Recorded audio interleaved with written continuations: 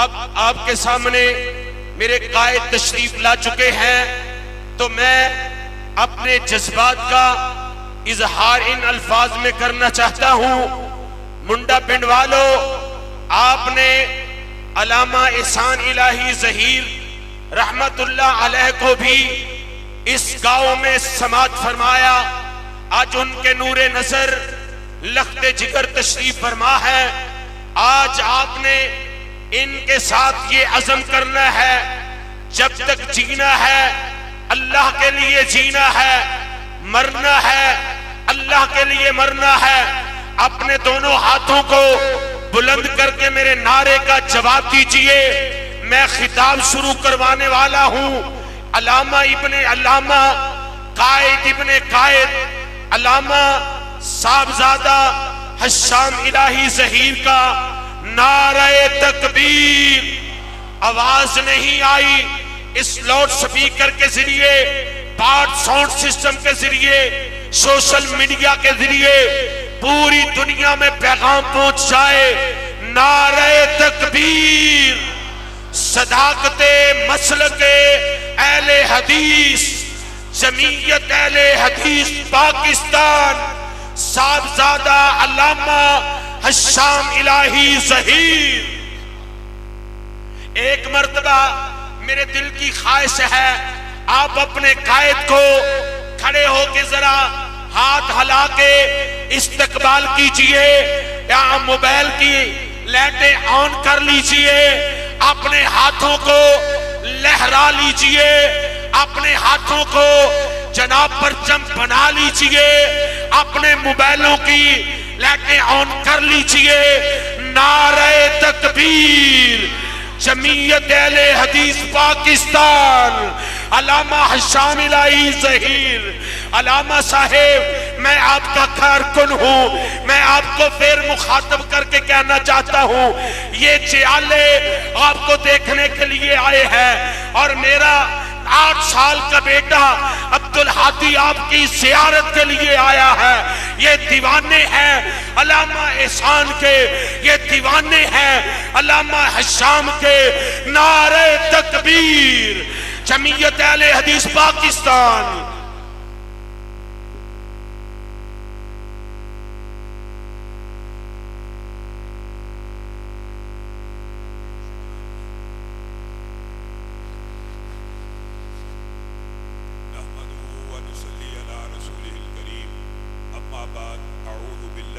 الشیطان الرجیم ما قطعتم من لینة او ترکتموها قائمة على اصولها فبإذن اللہ۔ معزز سامعین گرامی قدر، سب سے پہلے میں اپنے برادر عزیز امیر ضلع حکیم سعید صاحب کا، ناظم اعلیٰ اسد اللہ کانو صاحب کا، رانا منیر خان صاحب کا، چودھری خلیل دیو صاحب کا، مولانا محمود الحسن ساقی صاحب کا، احسان بدیشہ صاحب کا، ڈاکٹر محمد اسلم صاحب کا، حکیم فروخ حیدر صاحب کا، مولانا محمد امین صاحب کا، بابا جی خالد صاحب کا، شعیب گل صاحب کا، عمران مغل کا، دلدار صاحب کا، قاری صاحب کا، امین فروخی بائی کا، ادریس اسری کا، تمام ساتھیوں کا تہہ دل سے شکر گزار ہوں کہ انہوں نے اس بزم کو سجایا اور آپ سے ہم کلام ہونے کا موقع عنایت فرمایا۔ وقت بڑا تیزی سے بیت رہا ہے، چند باتیں کر کے کچھ باتیں جمعیت اہل حدیث کے حوالے سے بھی آج ضرور دل کی کروں گا۔ معزز سامعین گرامی قدر، آج کی کانفرنس کا جو عنوان دعوت اہل حدیث ہے، تو مختصر سی بات یہ ہے کہ دعوت اہل حدیث ہے کیا؟ یہ رسول اللہ صلی اللہ علیہ وسلم کی حدیث کے اکرام کا نام ہے، ان کے قول کا نام ہے، ان کی گفتار کا نام ہے، ان کی رفتار کا نام ہے، ان کی نشست کا نام ہے، ان کی برخاست کا نام ہے۔ ہمارے نزدیک رسول اللہ کا قول قول فیصل ہے، حرف آخر ہے۔ جب رسول اللہ کی بات آ جائے تو دنیا کا جتنا مرضی بڑا مجتہد ہو، فقیہ ہو، امام ہو، پیر ہو، ولی ہو، اس کی بات کو مسترد کر دیا جائے گا، رسول اللہ کی بات کو نافذ کر دیا جائے گا۔ ہمارے نزدیک دین صرف رسول اللہ صلی اللہ علیہ وسلم کے قول، فعل، عمل، تقریر، نشست، برحاس ہی کا نام ہے۔ رسول اللہ صلی اللہ علیہ وسلم ایک مرتبہ حج کے بہت سے فضائل بیان کر رہے تھے۔ ایک صحابی کے ذہن میں خیال آیا، افی کلی عامن یا رسول اللہ، کیا حج ہر سال فرض کر دیا گیا ہے؟ تو رسول اللہ نے اس کے جواب کو اگنور کیا، پھر آیا پھر اگنور کیا، پھر آیا پھر اگنور کیا۔ رسول اللہ نے کچھ دیر کے بعد اس کو بلایا اور آ کر کہا کہ تم پوچھتے تھے جو بار بار سوال کرتے تھے؟ کہا ہاں میں پوچھتا تھا۔ تو رسول اللہ صلی اللہ علیہ وسلم نے فرمایا لو قلت نعم، لو قلت نعم، اگر میں یہ کہہ دیتا کہ حج ہر سال میری امت کے اوپر فرض ہے، لو قلت نعم، صرف میں جی ہاں کہہ دیتا تو میری امت کے اوپر فرض ہو جاتا، اور اگر فرض ہو جاتا تو تم اس کی استطاعت نہ رکھتے۔ دین شریعت صرف رسول اللہ کے قول فعل اور عمل کا نام ہے۔ اور یہاں پر آج فتنہ انکار حدیث اس طرح بڑھ گیا ہے، گاؤں میں، دیہات میں، کوچوں میں، کریوں میں، بستیوں میں ہر بندہ اس مغالطے کا شکار ہے کہ عربی زبان آ جائے۔ غامدی صاحب ٹی وی کے اوپر بیٹھ کے دن رات یہ پروپیگنڈا کرتے ہیں کہ قرآن پاک کو براہ راست سمجھا جا سکتا ہے۔ قرآن پاک کو سمجھا جا سکتا ہے کس کی روشنی میں؟ رسول اللہ صلی اللہ علیہ وسلم کی حدیث کی روشنی میں۔ اگر غامدی صاحب کا یہ نظریہ اور نقطہ نظر درست مان لیا جائے کہ آپ میں سے بھی کوئی شخص عربی کی کچھ کلاسیں لے اور قرآن پاک کو براہ راست سمجھ کر، اور جو قرآن پاک کی آیات کا بظاہر مفہوم نکلتا ہے وہی سمجھ کر لاگو کر دے، تو کیا وہ دین کے مفہوم کو، شریعت کے مفہوم کو سمجھ لے گا؟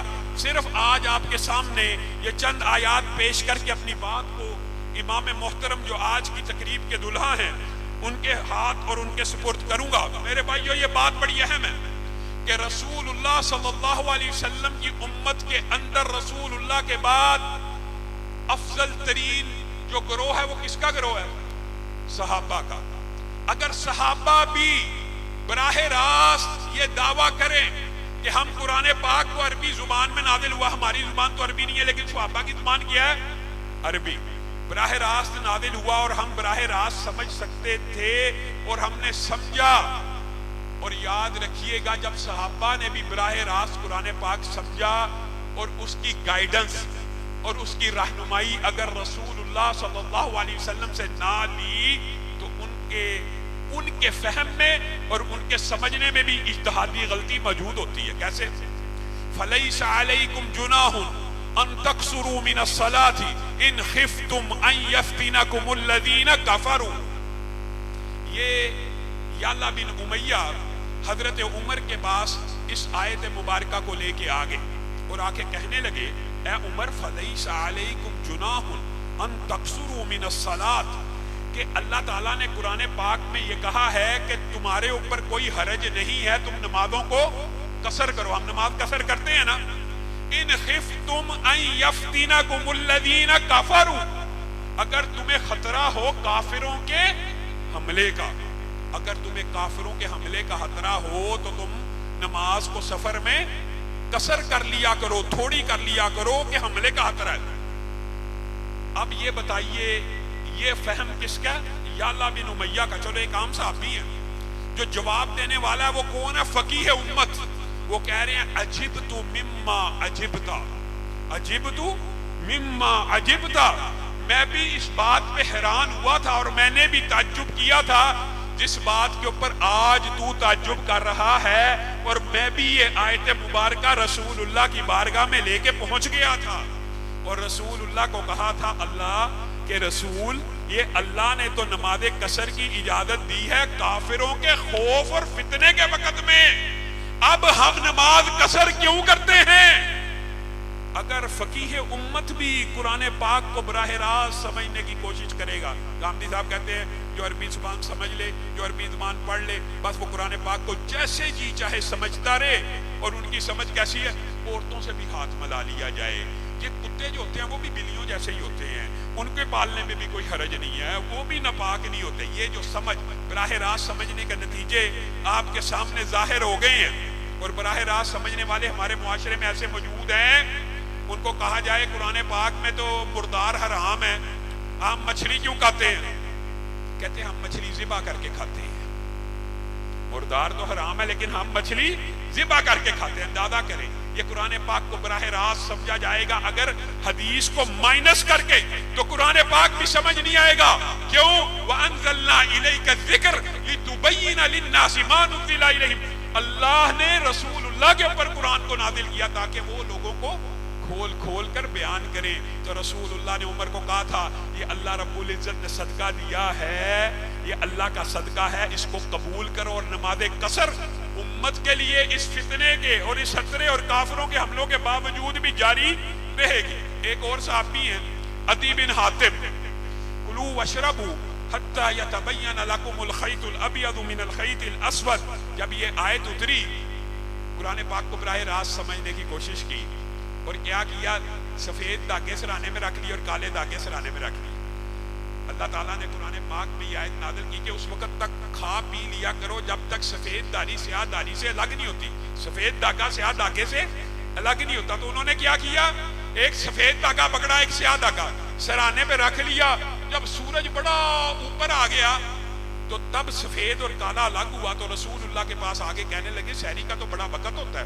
رسول اللہ نے کیا مطلب کہا, جب سورج بڑا اوپر چلا گیا تھا تب سفید اور کالا الگ الگ ہوئے تھے. تو رسول اللہ ہنسنا شروع ہو گئے کہ تو نے قرآن پاک کو کیا سمجھا, اس سے مراد افق کی سفید داڑھی اور افق کی سیاہ داڑھی ہے, تو اصلی داغے سمجھتا ہے. اگر قرآن پاک رسول اللہ کی حدیث کے بغیر براہ راست آپ یہ کہیں کہ نہیں حدیث سے میں نہیں لینا, نماز کیا ہے حدیث سے پتہ چلے گا, زکوٰۃ کا نصاب کیا حدیث سے پتہ چلے گا, نماز کے اراکین کی حدیث سے پتہ چلے گا. اگر حدیث کو مائنس کر لیا جائے گا تو دین کے پورے دین کا جنازہ نکال دیا. جی صرف قرآن کافی ہے, جی صرف قرآن کافی ہے. الذین آمنوا ولم یلبسوا ایمانہم بظلم اولئک لہم الامن وہم مہتدون. اب یہ صحابہ نے آیت سنی تو رسول اللہ کے پاس آ گئے اور آ کے کہنے لگے اللہ کے رسول, اللہ تعالیٰ نے یہ کیسی آیت نازل کر دی ہے, الذین آمنوا ولم یلبسوا ایمانہم بظلم. ہم میں سے کون ایسا ہے جو اپنے اوپر ظلم نہیں کرتا؟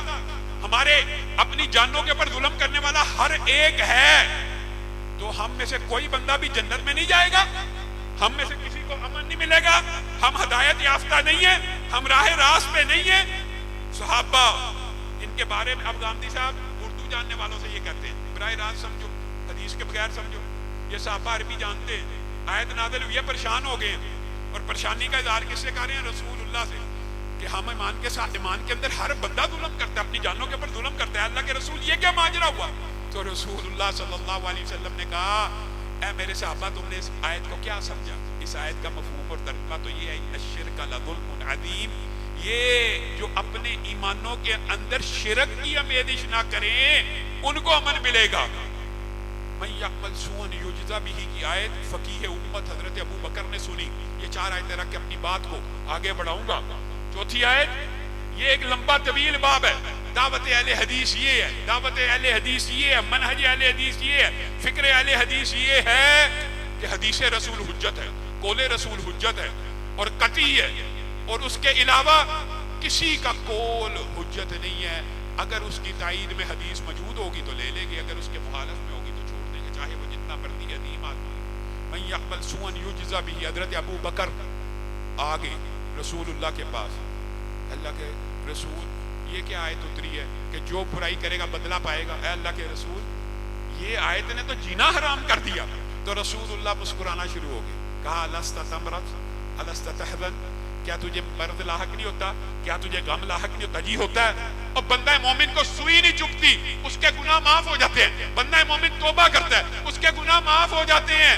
تو نے اس آیت سے یہ سمجھا کہ بس گناہ کر لیا تو اس کا بدلہ ملتے ہی رہنا. تو میرے بھائیو, رسول اللہ صلی اللہ علیہ وسلم کی حدیث کے بغیر اگر آپ براہ راست قرآن پاک کو بھی سمجھنے کی کوشش کریں گے تو قرآن پاک سمجھ نہیں آئے گا. اللہ کرے کہ یہ دعوت, یہ فکر جو اہل حدیث کا منہج ہے اور یہ صراط مستقیم ہے لوگوں تک پہنچے, لوگوں تک اس دعوت کا ابلاغ کیجیے. اور آخر میں میں چند باتیں جمعیت اہل حدیث کے حوالے سے بھی کر دینا چاہتا ہوں. اور ناقدو, وقت کی رفتار بدلنے کے لیے میں نے مجبور زبانوں کو نوا بخشی ہے, کج کلاہوں کی رعونت کا اڑایا ہے مزاق, میں نے تاریخ کے چہرے کو ضیاء بخشی ہے. اور دارو رسن کی گود کے پالے ہوئے ہیں ہم، سانچے میں مشکلات کی ڈھالے ہوئے ہیں ہم۔ وہ دولت جنو کے زمانے سے اٹھ گئی، اس دولت جنو کو سنبھالے ہوئے ہیں ہم۔ آج آپ لوگوں کے ولولوں نے میرے زخموں کو ہرا کر دیا، آپ وہی لوگ ہیں۔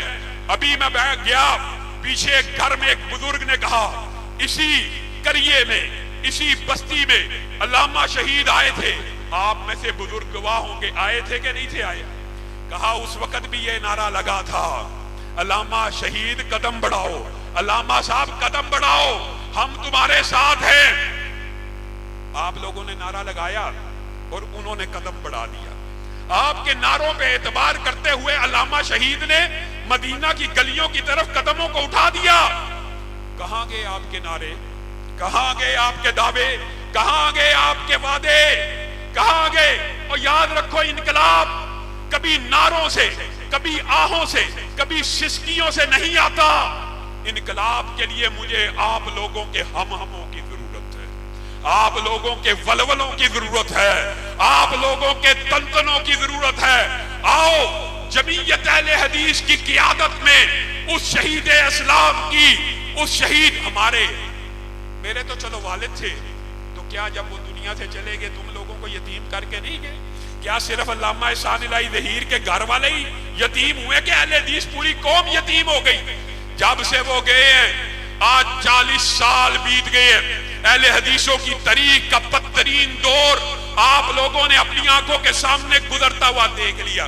مسجد مرثیہ ہاں ہیں کہ نمازی نہ رہے، وہ صاحب اوصاف حجازی نہ رہے۔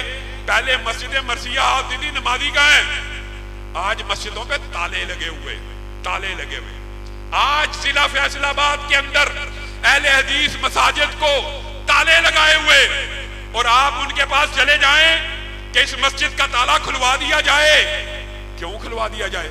ایک اور مسجد بنا لو۔ یہاں پہ جی جماعت کے ساتھ نماز نہیں ہوتی، جماعت کے بغیر پڑھ لو۔ یہاں جی میر صاحب جمعہ نہیں ہوتا، جمعہ پڑھ کے کیا کرنا ہے؟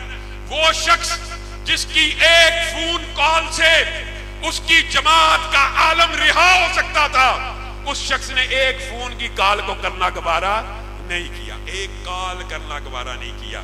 اور علامہ شہید کے بیٹے کوچا کوچا، کریا کریا، گلی گلی، بتائیے ابو بکر معاویہ جمعیت اہل حدیث کا تھا کہ مرکزی کا؟ ایک phone call Maryam Bibi کو نہیں گئی کہ اس کے اوپر سے جعلی اور جھوٹے مقدمات کو اٹھا دیا جائے۔ آپ اور میں اپنے گریبانوں میں بھی تو ٹٹولیں، میں اور آپ اس بات کا ادراک اور شعور بھی تو رکھیں۔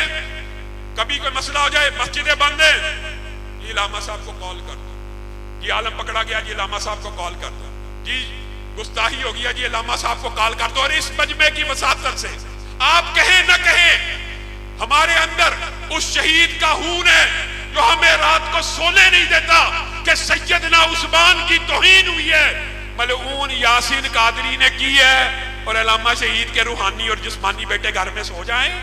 نعرہ تکبیر، قائد ملت سلفیہ علامہ ہشام الہی ظہیر، اور تم لوگوں کو چاہیے، قائد ملت سلفیہ، قائد اہل حدیث، تم لوگوں کو چاہیے یہ تھا محبوب قائد کہ حیدرآباد کے اندر جب سیدنا عمر کے پتلے کو جلایا گیا تو تم پنجاب کی سڑکوں کو بلاک کرتے تھے۔ پرامن احتجاج ہر پاکستان کے شہری کا حق ہے۔ آج 9 مئی کو اسلام آباد کے اندر سنی علماء کونسل نے اس ملعون یاسین قادری کے خلاف احتجاج کا اعلان کیا ہے۔ میں صدر جمعیت اہل حدیث ہونے کے ناطے اس احتجاج میں شمولیت کا اعلان کرتا ہوں۔ انشاءاللہ جمعیت اہل حدیث کے سینکڑوں جوان اسلام آباد کے جو جمعیت کے ذمہ داران ہیں ان کے احتجاج میں شریک ہوں گے۔ لیکن میرا اور آپ کا کردار کیا ہے؟ کیا میں نے اور آپ نے بھی گھروں سے نکلنا ہے کہ نہیں نکلنا؟ اگر ہمارا کوئی عالم دین پکڑا جائے کیا ہم نے گھروں سے نکلنا ہے کہ نہیں نکلنا؟ گھروں میں چوڑیاں پہن کر بیٹھے رہنا تو پھر گنگوں کا اور بولنے والوں کا فرق کیا ہے؟ اور میرے بھائیوں ایمانداری سے بتاؤ، وہ صحابہ جنہوں نے اپنے خون کا نذرانہ پیش کر کے اسلام تم تک اور مجھ تک پہنچایا، آج ہم ان صحابہ کے لیے جنہوں نے خون دیا اپنی زبان بھی نہیں کھول سکتے، اپنی زبان بھی نہیں کھول سکتے، احتجاج بھی نہیں کر سکتے۔ میرے محسوس ہوئی اور ملعون یاسین قادری 9 مئی کو گرفتار نہ ہوا، ہم لاہور کے اندر، فیصل آباد کے اندر احتجاج کی کال دیں گے، تم اس کو گرفتار کروانے کے لیے سڑکوں پہ آؤ گے؟ وعدہ کرو سڑکوں پہ آؤ گے؟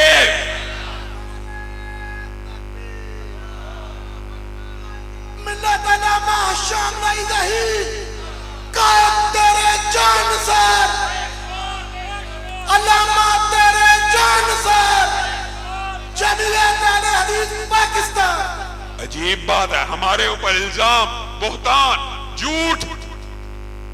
حفیظ اہل زبان کب مانتے تھے؟ بڑے زوروں سے منوایا گیا ہوں۔ باتیں کرنا آسان ہے، میدان میں نکلنا مشکل ہے۔ جو بندہ اپنے عالم دین کے لیے ایک فون کال نہیں کر سکتا، کیا وہ تمہارے اور میرے مسائل حل کرنے کے لیے گھر سے نکل سکتا ہے؟ پھر تمہیں اور مجھے اپنے اسلاف کی روایات کو واپس لوٹانا پڑے گا، اس شہید قائد کے الفاظ کو یاد رکھنا پڑے گا۔ اہل حدیثوں اٹھو، زمانہ تمہارے قدموں کی چاپ کا منتظر ہے، اور ہم نکلیں گے، انشاءاللہ ہم نکلیں گے، آندھی بن کے نکلیں گے، طوفان بن کے چھا جائیں گے، علامہ شہید کی للکار بن کے نکلیں گے، یزدانی شہید کی یلغار بن کے نکلیں گے، قدوسی شہید کی پکار بن کے نکلیں گے، اور محمد خان نجیب کے افکار بن کے نکلیں گے۔ نکلنے کے لیے تیار؟ جمعیت اہل حدیث کی ساری قیادت کے اوپر اعتماد کا اظہار کرتے ہو تو پھر یہ بتاؤ کہ جو علامہ شہید کے خلاف بکواس کرنے والے ہیں ان کو کس نے ان کا محاسبہ کرنا؟ کیا میں نے کرنا؟ آج کے بعد میرے سے وعدہ کرو کہ تمہارے محسن، اور میں آپ کو یہ قرآن و سنت کے ایک فہم سے ایک طالب علم ہونے کے ناطے کہہ رہا ہوں، انشاءاللہ اہل حدیثوں کے عروج کا وقت آن پہنچا ہے۔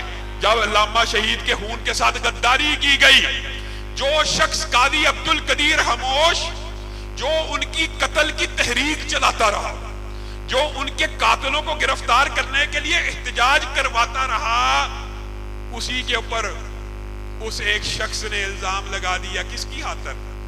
صرف ایک سیٹ کی خاطر کہ فلاں فلاں کا FIR سے نام نکلوا دیا جائے، قاضی قدیر کا اس میں نام ڈلوا دیا جائے۔ اور آپ اس تاریخ سے ناواقف ہیں، یہ درباری اور سرکاری ملا ہر دور کے اندر اسی تاریخ کے حامل رہے ہیں۔ علامہ شہید کے دور میں بھی، میں کسی کو تان کرنا مقصود نہیں ہے، علامہ شہید نے تکبیر میں انٹرویو دیتے ہوئے کہا تھا، درباری اور سرکاری ملا ان کو بھی بڑا تنگ کیا کرتے تھے، اور ان سے جب سوال ہوا تو علامہ شہید نے کہا تھا میں امام احمد ابن حنبل کی سنت کو دہراتا ہوں کہ میرا اور ان کا فرق اس دن واضح ہوگا جس دن جنازوں کو اٹھایا جائے گا۔ وہ درباری آپ کے سامنے اس دنیا سے چلے گئے، ان کے جنازے آپ نے دیکھے، اور پھر اس شہید کے جنازے کی باری آئی، خانہ کعبہ میں 4 مرتبہ تکبیر کہی گئی، پھر اس شہید کے جنازے کی باری آئی، مسجد النبی میں 4 مرتبہ تکبیر کہی گئی، اور صحابہ کے قدموں میں اس کو دفن کر دیا۔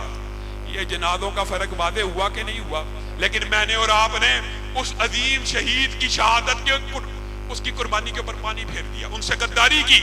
ہم نے غداری کی ہے جس کی سزا پوری اس قوم نے 40 سال بھگتی ہے، لیکن انشاءاللہ 40 سال کسی قوم کی سزا بھگتنے کے لیے کافی ہوتے ہیں۔ انشاءاللہ عروج آئے گا، انشاءاللہ وہ بہاریں لوٹیں گی، وہ لوگ پچھتائیں گے جنہوں نے علامہ شہید کی جمعیت کو ختم کر کے ایک دوسری جماعت میں شمولیت اختیار کر دی، اور آج دعویٰ کرتے ہیں ہم جی اسلاف کی جمعیت کے ٹھیکیدار ہیں۔ اور میرے بھائیوں، کوئی مشکل بات نہیں ہے، کوئی مشکل بات نہیں ہے۔ میں چاہتا نہیں تھا کہ یہ باتیں کی جائیں، لیکن 1 مئی کو لاہور کے اندر ہم نے امام مسجد اقصی کے فرزند آئے، ان کی دعوت جمعیت اہل حدیث نے ان کو بلایا اور قومی فلسطین کانفرنس رکھی، اسی دن انہوں نے بھی کانفرنس رکھی، اور جھوٹ بولتے ہوئے، میں لعنت بھیجتا ہوں جھوٹوں کے اوپر، جھوٹ بولتے ہوئے کہا ہم نے یہ فرزند امام اقصی کو امام مسجد اقصی کہا ہے۔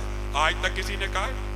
اور پھر 1 مئی کو کانفرنس رکھی، پھر جھوٹ بولا، پورے پنجاب سے بس سے اور پورے پنجاب سے قافلے منگوا کے پرچی ایک لیک کی، ان کے بندوں نے کہا یہ UET لاہور علامہ شام نے لیک کی ہے، لعنت اللہ علی الکاذبین. اگر وہ پرچی میں نے بنائی ہو یا جس جماعت نے وہ پرچی لیک کی ہے یا جس جماعت نے وہ بنائی ہے، اللہ کی اس کے اوپر لعنت ہو.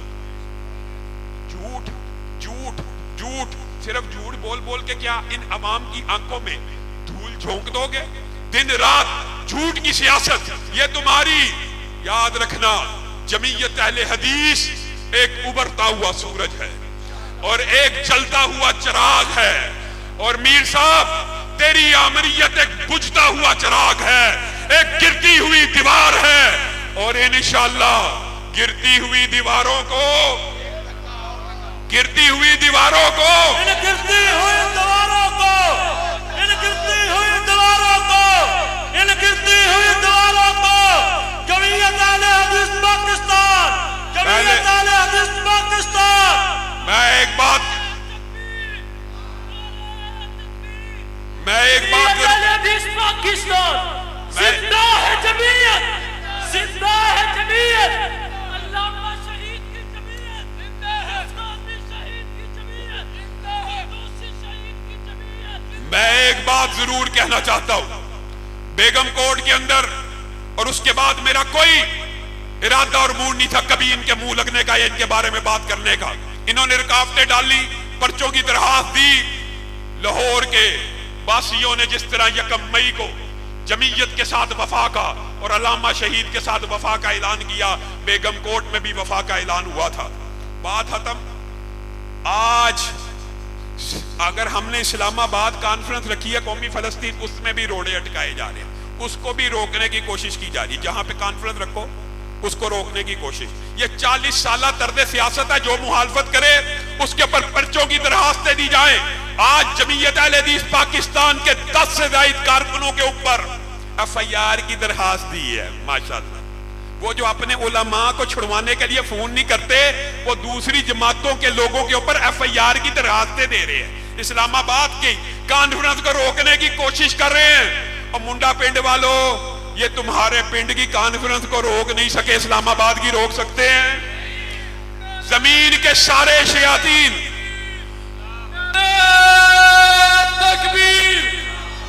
علامہ شہید رحمت اللہ علیہ فرمایا کرتے تھے کہ سویا ہوا شیر جب جاگ پڑتا ہے تو وہ شیر ہوتا ہے.